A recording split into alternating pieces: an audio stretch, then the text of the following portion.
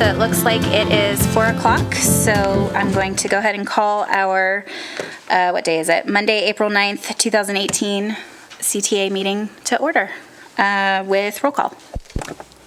Jesse Dami. Present. Renee Plain. Present. Sandra Nagel. Present. Karen Aboud. Present. Jonathan Bolware is absent. We have a quorum. And stand for the Pledge of Allegiance.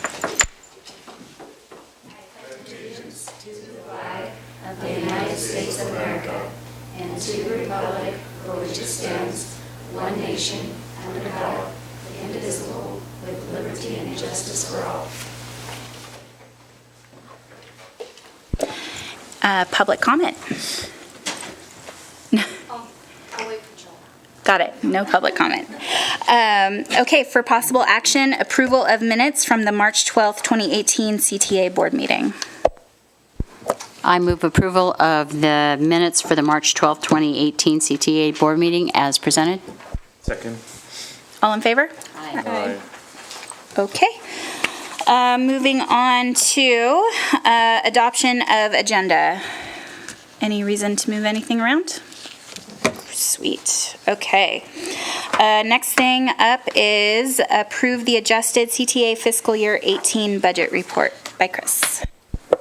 So the staff summary, the CTA board will be reviewing the comparative statement of adjusted revenue totaling $1,474,417.63 and expenses totaling $1,051,719.73 with the fund balance for all three funds of $1,934,546.90.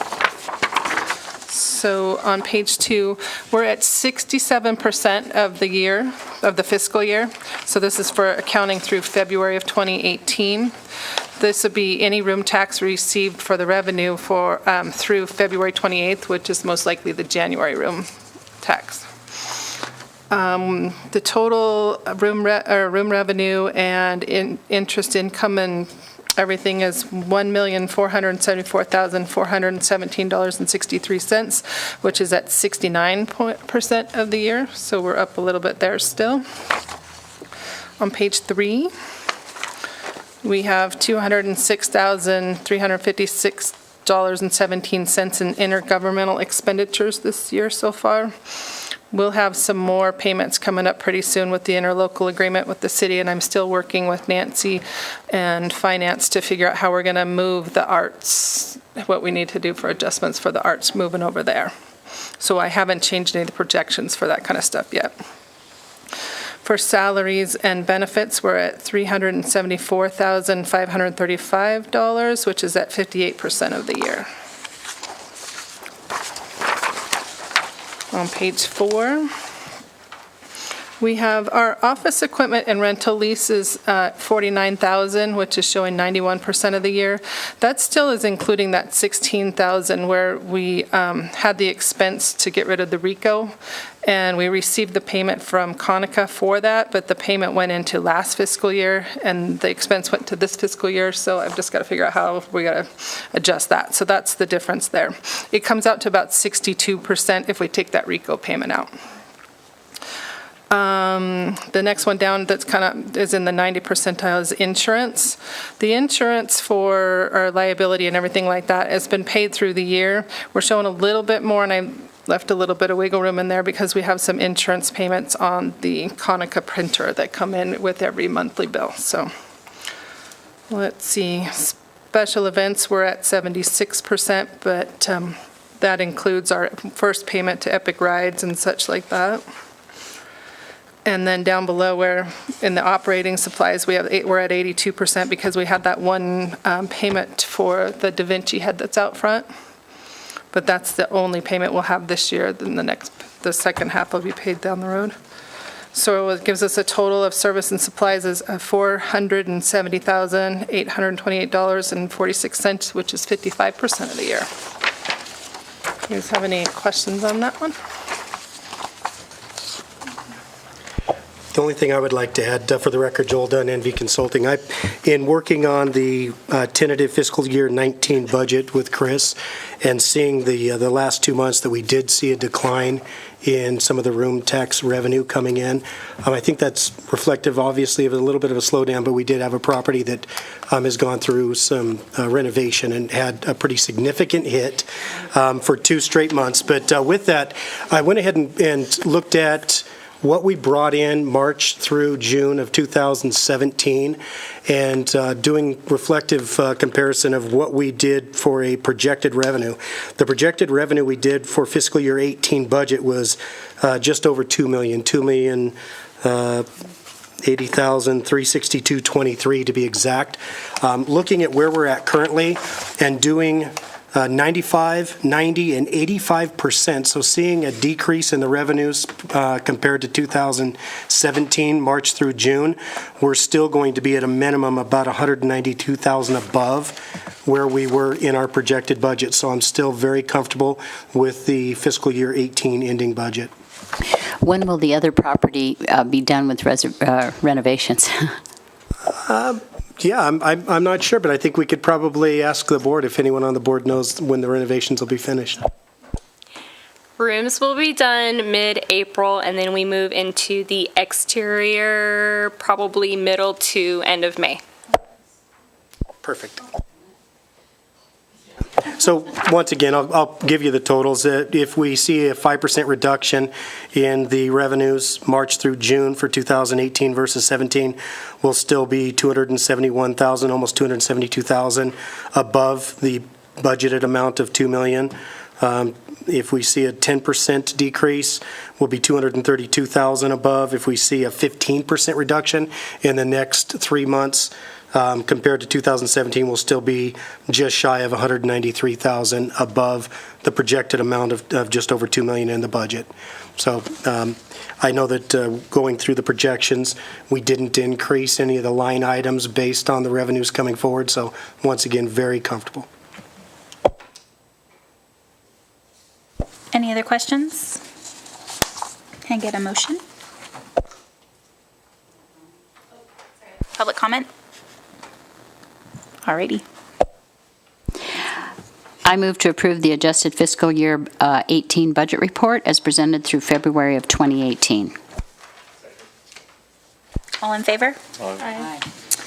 Okay, moving on to number 8, to approve the CTA statement of accounts payable checks and P-card report for February 2018. So we have the P-card, or accounts payable checks for February totaling $74,899.55, and P-card purchase for February 2018 totaling $7,355.50. So the checks that were written February 1st through February 2818, we have, the first one is for All World Sports, that's $20,000. That's for the marketing that we do with them every year for all the All World Sports tournaments. The next one down, $9,000 for P-cards from the last month that we reviewed last month for January 5th through February 4th. And then we have our February rent for $4,882. We have a reimbursement to Holiday Inn Express for an overpayment of lodging tax of $4,331.46. The next big one we have is for Conica, $11,267.93. That is all of the additional clicks that are not in the lease from August 26th through 11/25 that amounted to 263,886 color copies and 10,732 black and white copies. The biggest piece of this are the activity guides that we were partnered with Parks Department for their fall 2017 and their winter 17-18 activity guide. And it was for in-kind for advertising, but we're no longer doing that because it's too steep of a, it's not a good trade.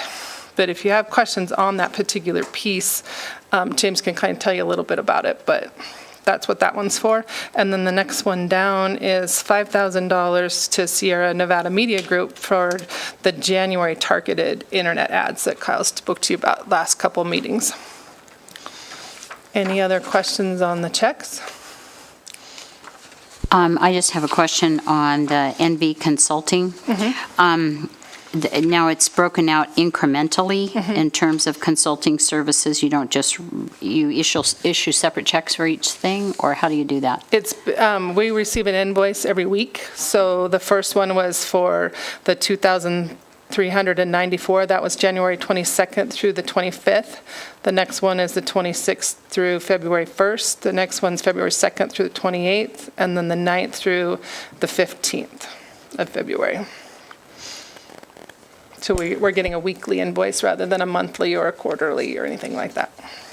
Joel, I forgot, when did your contract start? Because that seems later in the month to receive your first payment for services. Although the contract was accepted, we didn't initiate the contract or the scope of work until the meeting in January. So so it was a full 30 days after the contract was brought to you. Okay. Okay, so if there's no questions on that, we'll go on to the P cards. There's not a lot of big ones on the P cards. The first one is some more of that Reach Local geofence marketing. There's 3 of those every month. Excuse me. And then the next one down is Gold Dust West, was for the Capitol Collage, the Nevada Day, the lodging for the Burning Man founders that were the parade marshals. So they were there for both the Capitol Collage and the Nevada Day Parade event. Let's see, not a whole lot going on there on the first page. The next page,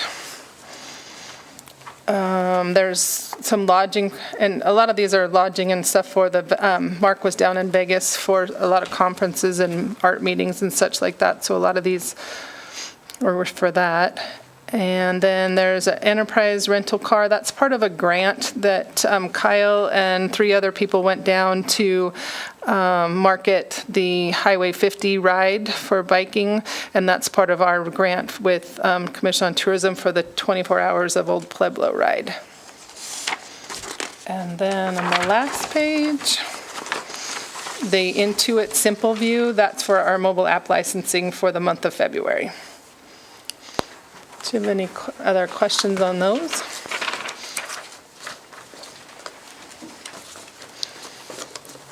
Any board comments, questions, public comment?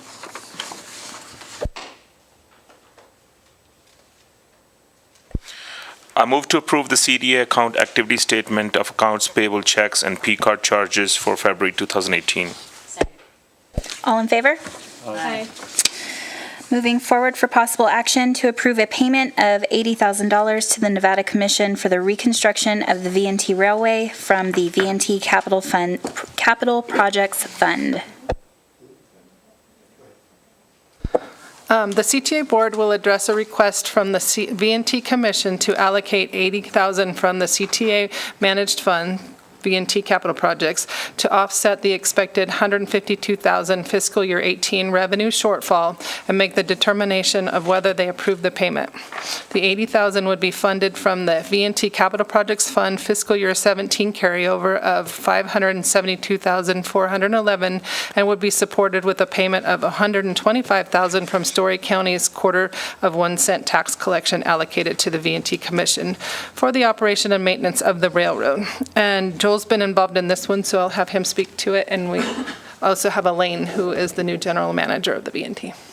So, perfect. Although I'll do an in-depth update of the V&T and what we've been doing over the course of the last couple of months. But first, it's my honor to introduce Elaine Spencer. Elaine worked through the RFP process and has been selected by the commission as our new general manager for the V&T. So with that, I'd like to if you'd like to say anything, great. Although Elaine has only been on the job now a little over 9 days, she has jumped in and we've worked through quite a few different issues. And although I'll go ahead and address the request for the $80,000, if you want to add anything during that process, by all means. Sure. Well, good afternoon. My name is Elaine Barkdahl Spencer. I live up in Gold Hill. I'm very familiar with the trains. I moved here from Elko, Nevada, and there I served in economic development. I've managed chambers of commerce. I'm no stranger to government procedure. And so when this job showed up, this contract showed up. I applied because the scope of work, I looked at it and thought, there's my resume. I've got to do this. I also own the Comstock Chronicle newspaper, Dayton Valley Dispatch newspaper, and the Comstock Adventure Guide. And we run those out of our home in Gold Hill. As far as the trains, the V&T Railway, we've got big plans. It's got so much potential. I was over at the depot all weekend cleaning it up, getting ready for the Mother's Day train and for our big kickoff. We have plans, a lot of plans, for a historical ride and amenity that benefits not only Carson City but Virginia City. The depot, we have uses for it in attracting visitors to the area. We have new themed trains that we're playing around with. We have a killer marketing group that Kyle sits on the committee with us, and Argentum partners, and we're very excited about that as well. It's a new group, but it's a very energized group with a lot of momentum. We know what our challenges are. We know what the financial situation is. But I believe you're going to look at this situation next year and be very proud of the fact that we recognized what we had to work with and we made things happen. And we made things happen not just for Virginia City or Story County, but for Carson City. So we'll be watching the different events and opportunities to bring people here, and then also to add a connection and a partnership with the local museums. Thank you. Perfect segue into the request. So for the first time, I think in quite some time, we as a V&T Commission approved a balanced budget. The tentative budget for fiscal year 19 is a balanced budget. With that, though, we have to address the shortfall of the current fiscal year. As Chris stated in the staff summary, the year ending fiscal year 18, we're looking at a shortfall of roughly $152,000. The only two funding sources that can contribute to offset the operational costs, as you know, you have for several years. It's been a while since we've had to do that, but I'm here to request $80,000. Once again, that will be matched, which didn't happen in the past. That'll be matched from Story County. And in good faith, Story County has come to the plate a couple of times now, also has paid for some repairs, a little over $250,000 in repairs to the 18.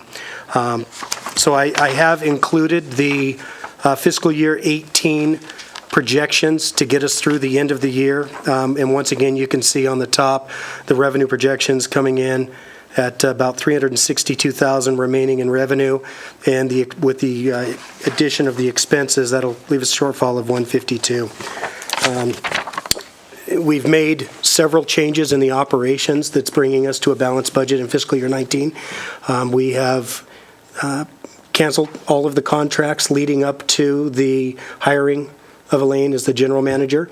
We just processed the RFP and have brought in Argentum as a new marketing consultant. There is limited amount in this budget until July 1 for them to really start a rebranding and launching a new brand for the V&T. This is bare bones.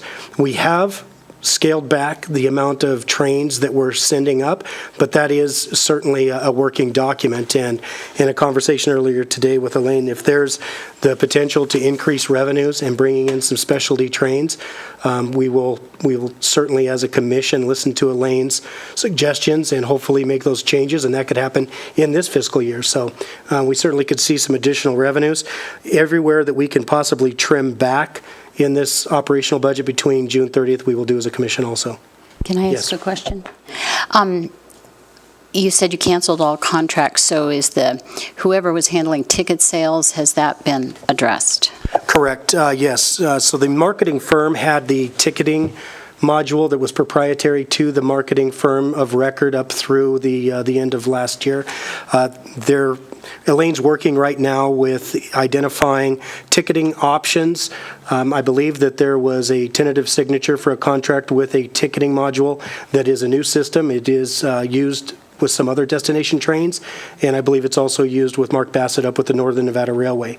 Have to definitely make sure that it comes back to the commission for approval, but yeah, there'll be a different ticketing system providing me the analytical reporting that I need for the royalty payments, and I'll work with Elaine on that for the Polar Express. So yeah, all of the accounting has now been, that's a contract. There was multiple contracts for accounting services. Those contracts were terminated, and Story County has picked up those responsibilities. Okay. Joel, I have a question. So I see 152,000 as the expected shortfall. How did we come up with 80,000 number? Because the 125K is coming from Story County. So when you add the two, it's a little over 205,000, something like that. So it's $53,000 above the shortfall. So where is that 53,000 gonna end up? So if we end up having a surplus, and I'm anticipating that we would with that payment of 125 coming from V&T, it's going to go down into the line item of maintenance on the track. We've foregone some maintenance, and we've done just what's required for some of the FEMA fixes for this fiscal year, so it will fall into some of the required maintenance. The reason how I came up with the 80,000 is looking at the sunset of the current bond in place is June of 2023, and if you break out that rollover of the 572,000 with a $100,000 contingency, that's basically between 80 and 90,000 a year. We would then just transfer that amount this year. It would be as if we were doing a payment on that rollover account of the 80 to 90. So yeah. How much did we do last year? And second part of the question is, I do see almost 75,000 in drinks, on that. Is there any, way that can be saved? Because, that's quite a bit. Yeah, that we certainly are tasked. So one of the things that we'll be tasking our new general manager with is going through the fine details of the budget. A lot of that is going to be tied to, I believe, the Polar Express. Anything highlighted is attached, so it might just be a whole lot of hot chocolate is what, but no. So yeah, we will trim where we can. The one thing, so the payments last year, there hasn't been a major transfer outside of when we did the lighting project of $70,000. That was the last transfer, and that was also tied into the operation of the Polar Express.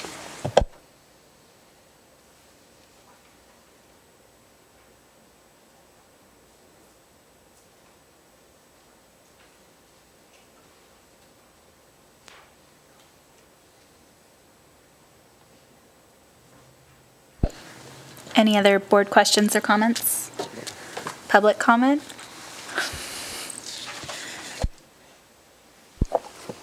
I move to approve a payment from the V&T Capital Projects Fund in the amount of $80,000 payable to the Nevada Commission for the reconstruction of the V&T Railway. All in favor? Aye. Congratulations. It's exciting. Excited to see what you do with it. Welcome aboard. Yeah. Okay, moving on to the monthly non-action items for presentation and discussion only, the transient occupancy report. So this report's for February of 2018. We have a total of $1,021,982.18 in room revenue for 2018 compared to $1,083,496.28 for 2017, which is down a total of $61,514.10. Part of that we already discussed. Joel already threw somebody under the bus with that one. And that's the major change there. The remaining is still dropping. Seems to me what I've seen is that we're getting a lot more of the 28-day stays still coming in. We don't have a whole lot outside of the top 13 that are getting full rooms rented. They're giving out more to the 28-day long-term stays. So for the calendar year, so that would be January 2018 through February 2018, we're at $2,037,391.10, which is down a total of $93,000, which is 4.4% down from 2017. We are up for the calendar year, 11.3% from 17 to 16. We are, 17 to 16 was up 11%. 18 to 16 comparable was up 6.4%. For the fiscal year, July 2017 through February 2018, we're at $14,553,043.36, which is up 22.85% for the fiscal year from comparable to 2017. And we are up 35% from comparables to 2016. The average daily rate for the top 5 is at $88.87, which is up $3.61 from 17. The top 6 through 13 properties, the room rate went from $48 to 44 cents, which is up $9 from 17. The RVs, their average daily rate went down 71 cents, but their occupancy was up, I think, like 88 nights or something for February. On the backside, the occupancy, the top 5 is at 7,945, which is 58% occupied. Last year, they were at 9,100, which is 65% occupied. Top 6 through 13 is 6,121, which is 36% occupied. RVs were 10% occupied with taxable room nights. And then we had 16,344 available room nights that went to the non-taxable 28-day stay for 2018. Any questions on that one? Chris, the only question I have is on page 1 on the top. So top 5 overall revenue was down 9%, and 6 to 13 was up 3%. But if I come down on the RevPAR, top 5 is showing negative 7.9, and top 6 to 13 is showing a negative 4.1. Those numbers, like in every previous report, should tally each other because RevPAR is revenue. So please look into that, and maybe if you can bring it to the next meeting and check it. Okay, because the RevPAR is taking the total available rooms, the total revenue divided by the available rooms, whereas the average daily rate is taking the ones that were actually rented.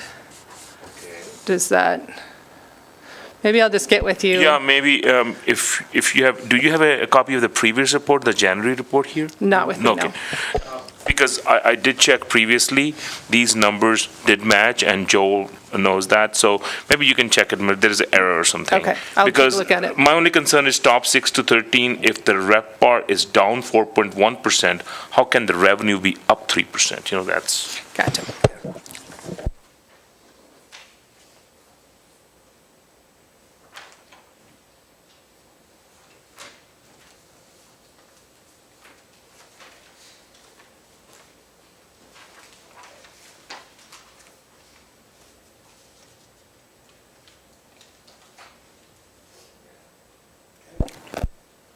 All right. So the update from NV Consulting.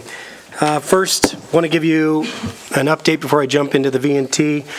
Putting together the key performance indicators, all the measurables for the social media platforms. I last month said I would come back and show you what I was working on. So although it won't be on TV because of the HDMI cable access on this side of the room, this is a draft of what I've been working over the course of the last 30 days with Kyle. So the first one is the dashboard that I will report monthly to you. I'm also going to create access. There's a mobile app where you can track all of these measurables. I'm setting the measurables on the backside, whether they're going to be 30 days, sometimes there's 7-day measurables, and obviously for a year. That way Kyle can track his success throughout the year. So when you look at the first dashboard, it has all of your social media platforms, a couple of the measurables, including, for instance, the last 30 days. You can see the access coming into the website. Mobile was 48.9%, desktop was 40.1%, and tablets came in at 11%. Google Analytics also, you can look at the users, sessions, and page views. I've set in just a couple of targets right now, and the targets are based on the previous 30 days, so you can see that we're still reaching those targets. So you're going to continue to see this update. I'm still tweaking a little bit. I'm not completely pleased with all of the data. Kyle's going to create a couple of plug-and-play apps on the backside of the analytics so that we can also go in and measure who's sharing the content, where it's shared, who our top influencers are. Some of the same data we've reported in the past. You can see the reach across the world. You've got United States as our primary, Canada's number 2, United Kingdom, Australia, Mexico, and it scrolls down through every single one. So when I finish this project, I'll create access for every one of the board members, staff. You can see it in real time. It updates daily. Updates right now. If somebody was to like one of our social media platforms, you'd see an update as we were going. So it also then breaks out to each one of the platforms. So if I'll link through platform on the Google Analytics, you can see that we're tracking as it uploads with our network here. There's quite a bit of additional information that we're tracking from the Google Analytics other than what's on the additional dashboard. So you can look at referral traffic, where all the traffic's coming in from. That way we can measure if we're, paying to play on anybody's site, if we're getting enough traffic on the click-throughs. Currently, we partner with Carson Now, and there's a link from Carson Now. Most of our traffic that we're seeing, at least the last 30 days, is coming through the links that we knew that were on all the pages from carson.org. So, yes. Joel, question, how secure is the data? A little gun shy, because Yeah. the city just went through a huge hack, so just wondering. The data on this side, there's nothing retrievable on this side of the data. They would have to actually go through the platforms of social media, and we know now that there is some issues, but they can't come through on this and get any data. Okay. On those analytics, you're also going to see traffic from the landing pages, where they're clicking through on the websites. So there'll be key performance indicators for every one of these measurables, and we've set in quite a few right now. Kyle and I have quite a bit of work to continue to do. I have to scroll up because of the way it views off, but I'll go through. Once again, we've got the same thing set up then for the Twitter accounts, and you can have all your measurables in place for Twitter. You've got your Instagram, and also Facebook. On Facebook, no surprise when you look at the demographics, we're still primarily being used by females, average age 35 to, actually up to about 54, and then it drops off just a touch. So we can really identify all those target markets of where we're looking at. Page impressions versus engaged users. Obviously, very important for us to know that the people that are coming to the page are engaged. So we'll have measurables in place for the year-to-date, 30 days, and also 7 days, so you can make sure you're tracking the engagement of each one of your posts. You can see off the left side, we've got page likes and new page likes. That's just thrown in. Obviously, that's not important with any measurables for success of return on the investment. But you can see down as you go through, you can look at the engagement last 20 days, total impressions. So anytime that I see any updates of anything that people are reporting or measuring on in any of the social media platforms, I'll add it as we go. So I just wanted to give you a quick update of what we're putting together for the key performance indicators for the social media package. I gotta tell you, I'm totally geeking out. This is awesome. Like, so much data, it's ridiculous. It's amazing. And it's all in one dashboard. That's the beauty, is that you don't have to go to like 4 different social platforms and Google Analytics and all this stuff. It just populates it all in one spot. It's going to make reporting so much easier and smoother. I have absolutely loved every minute of putting all of this together. Even this morning, I was doing a little research, and I found another plug-and-play analytic report that I can add on the Google Analytics side. And I have to tell you, 6 months, a year ago, as you know, being in the industry, this just simply wasn't out there. It wasn't available to get as much data for the measured return on social media marketing, and it's all there now. Yeah, we use something similar to this that also is a content publisher and content generator. But this is so awesome to have. Just like really, really awesome to have. All right. Joel, question about that. I know there is a drop down. You can change a time frame. It's right now it's only 7 days. Can you please show us a 30-day period right there on the top left? This one? No, on the left. Okay, this is the same report that you're going to. So this one's set at 7 days? I'll give you a 30-day report. Okay. So, can you go down and see, because I want to see the clicks were down for a week, and I know Kyle emphasizes on clicks a lot, so we want to see how the clicks are. And so that is comparison. If you're doing 7 days, it's compared to the 7 days prior to that, or if you're doing 30 days, it's compared to the 30 days prior to that. So On the clicks, as you can see, and it's it's down 46%, which is a difference of, looks like 1,397 clicks. Almost half. So Yep. so what that is clicks through to Visit Carson City. And when you look at that, the 7 days prior, we were posting articles that led back to the website. You'll see in this report, if you were doing any kind of like 7-day comparison to the 7 days before, I've been on the road for two full road trips prior. So you're actually going to see that my social media report is pretty, I don't want to use the word flat, but it's pretty much the same as it has been, than compared to the month before, but it's because of the travel. So don't, when you see the little caret red dropping down, it's not as major of a thing, and you'll see the next 7 days it'll be up because I'm here. So. But I think you just saw how useful of a tool this is. You're going to have the opportunity, when you have the link, you can go in and you can run the reports as you want to see them. You can, all the variables in every single one of them. So every one of those boxes is set up as an individual report, and you have access to go in. The only thing you won't be able to do, I'll have to still go back in and change those key performance indicators. So the rest of it you have full access to. So what's really, really cool about this is because they can check like every 7 days and judge it by the week, they can go back and look at their content and see what's working, what's not, make tweaks. So, I mean, this is, like I said, I'm geeking out. It's a lot of cool data. So.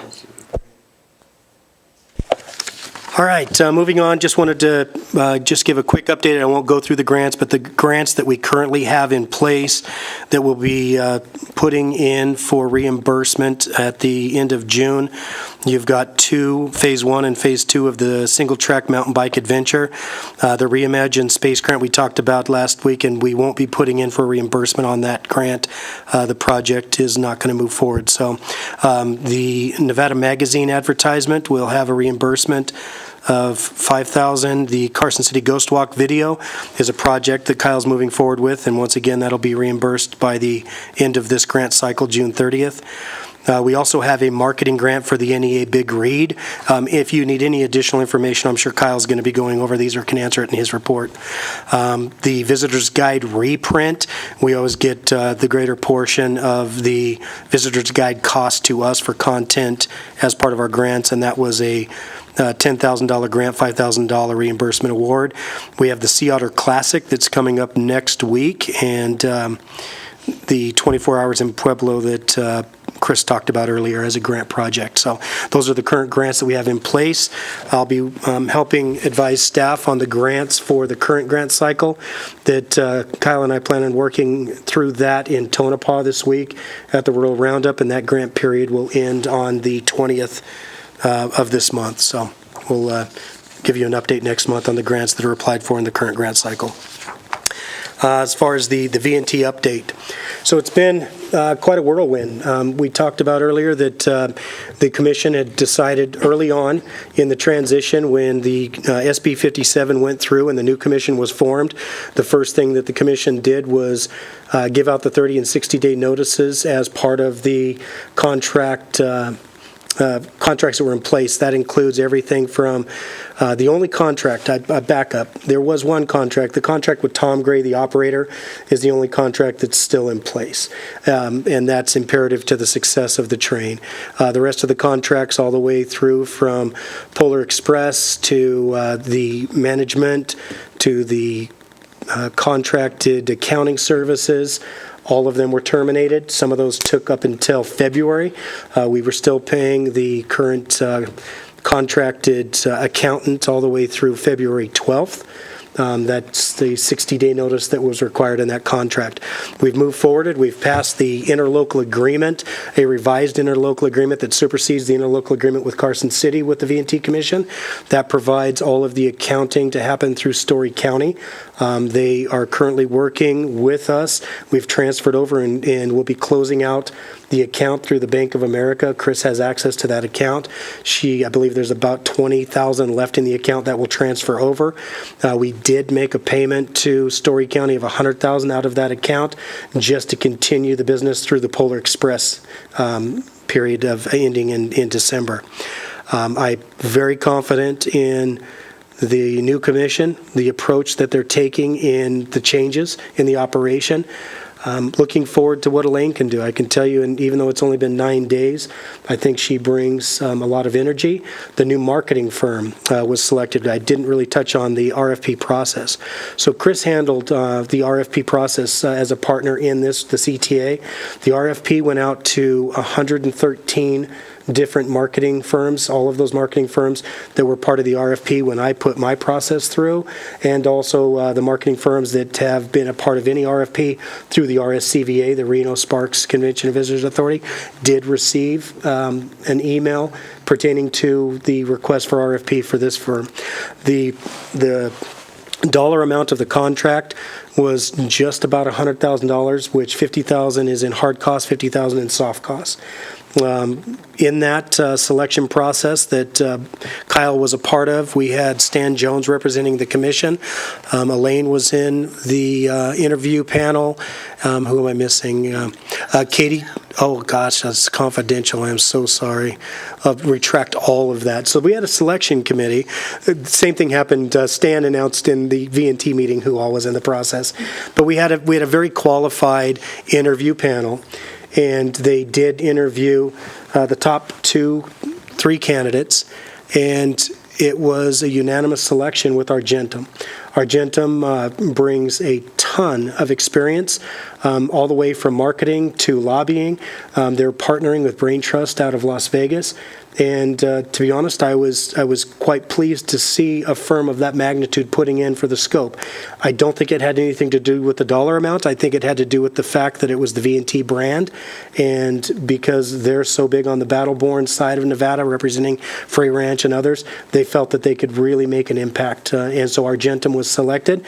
We met with Argentum last week, and they're already hitting the ground running, and they know that it's a blank slate for them. Yeah. I have a question. Going forward, since the accounting will be done in Story County, and I know our city manager sits on this board as well, and with our debt commission, if there's a request for a special audit, do we have the ability to, just take a look, make sure everything's okay? Absolutely. With Story County and the interlocal agreement, with me still representing your interests on the board and also Nick Morano's interest representing the Carson City and the Board of Supervisors, you have 2 different avenues to access any of the information, and this is a very good working commission. I see absolutely no issues with full transparency, and if there's any required accountability or any audits requests, they'll be met. Yeah. Okay. So with that, unless there's any other questions, I think it's been a long time coming. I think that entire commission, when we approved the tentative budget, a balanced budget moving forward, and with the hiring of a new general manager, I know that Elaine is continuing to work with Candy Duncan on the specialty trains and Polar Express. She's already met several times with the marketing firm, and we're moving forward. The trains will be in full operation Memorial Day weekend, kicking through. There's a couple of specialty trains before that with the Mother's Day, and it's certainly a long time coming. Yeah. So any questions on the V&T? With that, I'll turn it over. I'll come back with updates on the rest of the scope of the work. And although in my contract, I'm certainly, it says I would come back with quarterly reports, I plan on being here every month. I think it's important to continue to update you on this. If you have any questions on any of the analytics or the key performance indicators, let me know.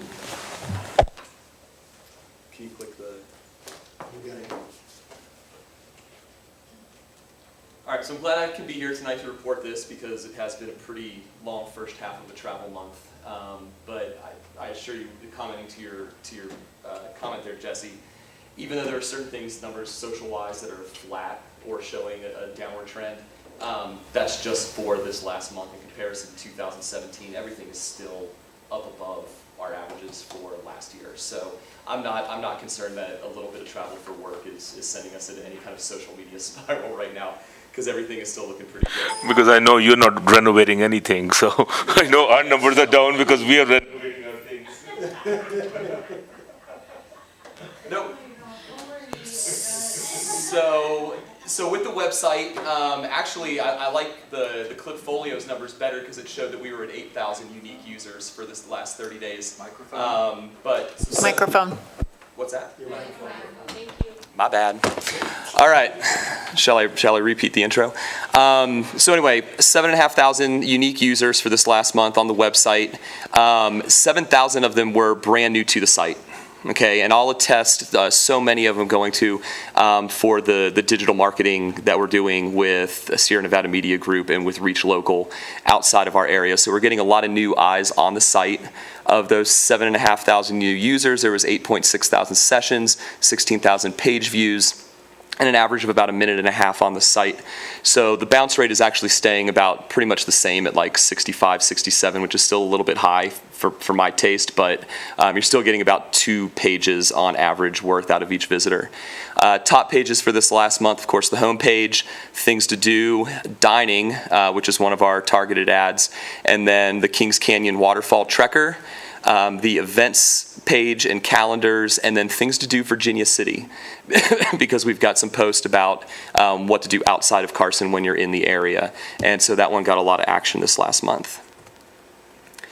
On social media, the reach was about 11,000 people. Again, the average for 2017 was 10,000. So we're still over on that, even though it's about where we were last year. We're 4,177 page likes at the moment. That's 68 new page likes from where we were at last month, and a 28% engagement rate for the posts that we made this last 30 days. Top post was the 2017 tourism article.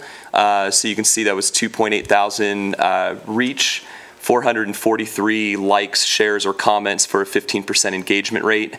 And then the downtown video that we did during Epic Rides, but it was actually a video for the downtown is complete and everything like that. We repurposed that video, as we said we were going to be doing leading into the summer, repurposing a lot of the content that we made last year. That's a reach of 2.3 thousand, engagement 300, so a 13% engagement rate. We did a little bit of a boost on the first one, so I think that's why it got just a little bit more, but the bottom one was organic. On Twitter, 63,000 new people following us, so we're up at 3,704 followers, 8,000 impressions. Again, Twitter last year compared to, we were averaging about 10,000 impressions in Twitter in 2017. So that one is just a little bit down, but the engagement rate was up almost double over the last 30 days. So that was a good sign that what we were posting, people were vibing on. Instagram, 34 new followers, 2,063 total, 2.8 thousand reach, and 4.5 thousand impressions on Instagram. Again, things like that are really, really tough when you're on the road to post to Instagram, so that's the one that probably got hit the hardest in this last bit of traveling. For YouTube, I went in and kind of took like an audit of just our YouTube page in general, refreshed some of the videos that people see when they come onto the site, so put some of our newer videos up to the front, updated the titles so that they had better keywords and were more easily searchable than some of the titles that were put on there originally, new featured images on some of them, so if people did come back, they saw a new image representing the video, and then updated the descriptions and tags for everything that we did last year. So just trying to make the searchability for our YouTube stuff a little bit better.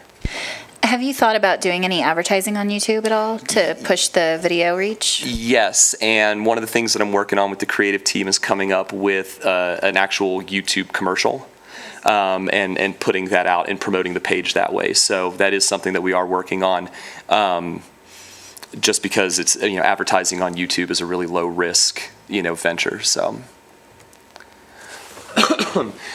Going into our paid targeted advertising, so again, we've been talking about this for a number of months now. The bolded image at the bottom or text at the bottom is what we're reporting on, but I've of course included the previous months to see kind of comparison. So for the outdoors ad through Reach Local, 108,000 impressions, 166 clicks for a 0.15% click-through rate. So you've seen it's kind of steadily increasing over the months. And then 2,387 conversions, so that's actual people who came to Carson City that were shown the ad from the month prior. So it was the people who were shown all of the stuff in February. Of those impressions and clicks, 2,387 of them came through for the next 30 days. So actually showing people who are coming in. Dining, same thing. The impressions a little bit up from the month prior. A lot more clicks, way higher click-through rate, which is probably double what industry standard is. Conversions of 366. So that's how many people came in that saw our dining ad. And then the arts and culture one, which is the first month that we've got actually data on that, 115,000 impressions. So compared to the outdoors and the dining one, actually a little bit higher. The clicks, of course, a little bit higher at 186 and a 0.21% click-through rate, which is really, really good.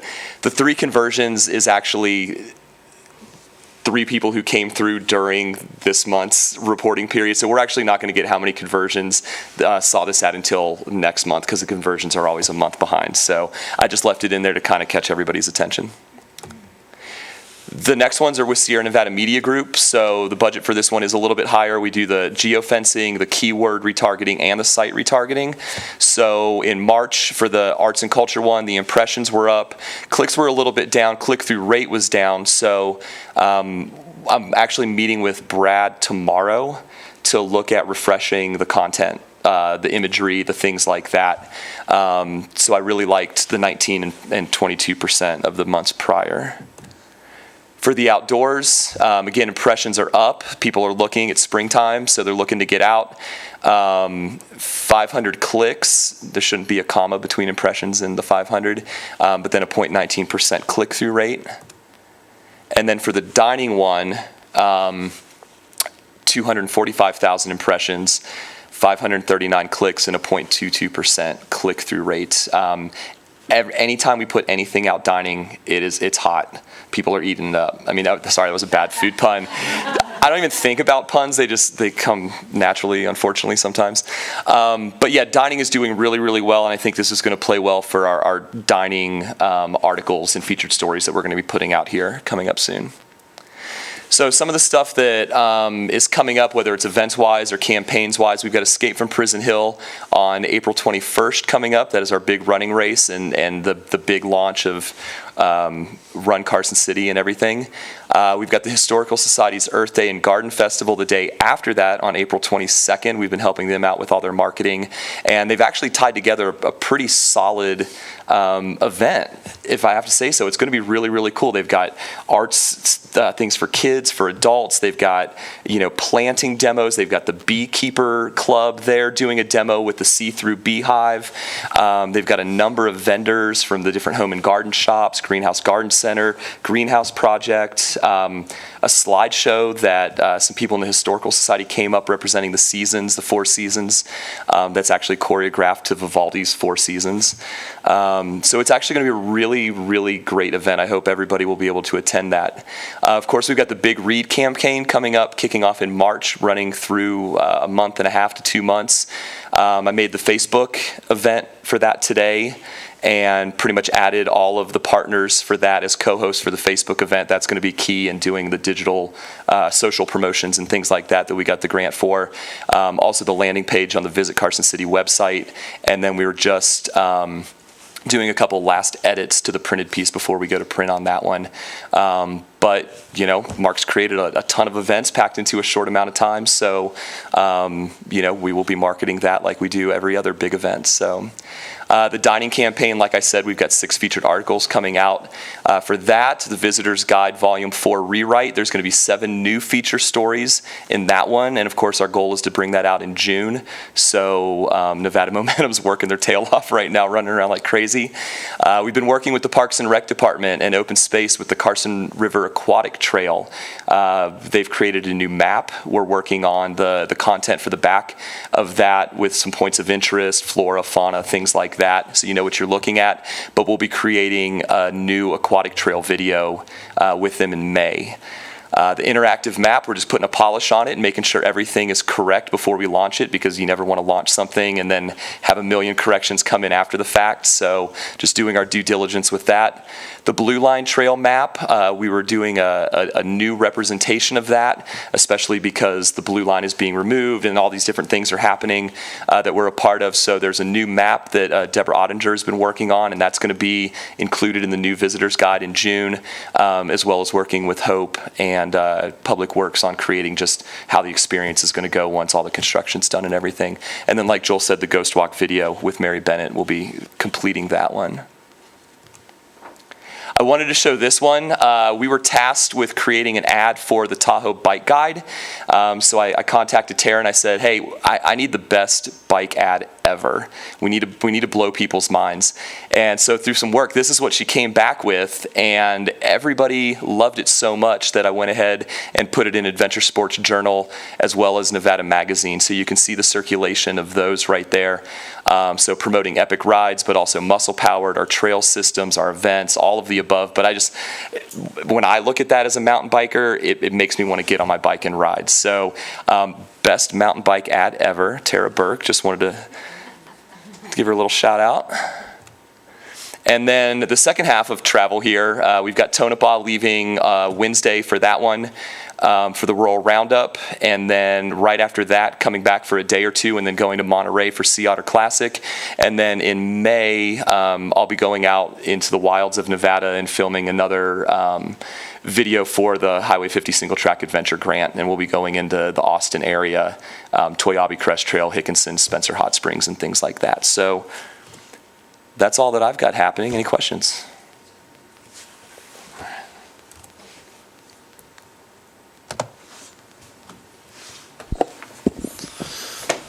Just an update on the events. These upcoming events are actually things that I've been working directly with some of these event organizers. The wrestling tournament we talked about last month, we were having challenges trying to secure them for this year, and meeting with Kelly Thomas and meeting with the Boys and Girls Club, Katie Leo, and working things out, we were able to secure those dates for this year.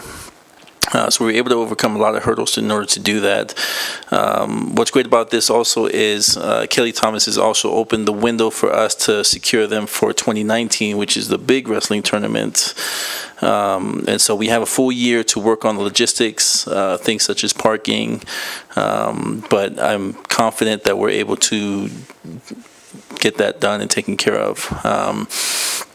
The Color Fun Run that we have up there is scheduled for June 16th. It runs the same weekend, Father's Day weekend. They've been doing it for the past 2 years, and they bring in, it's a Native American run, and there's a lot of people that come and participate in this. So we've been helping with the marketing and promoting of it so that we can get some more engagement with that. So since February, I've been focused on helping them with potential branding of some of the things that some of the marketing aspects. Kyle has been sitting in with some of those meetings, as well as working out details on how we can help them grow their event to where it can be beneficial for us for tourism.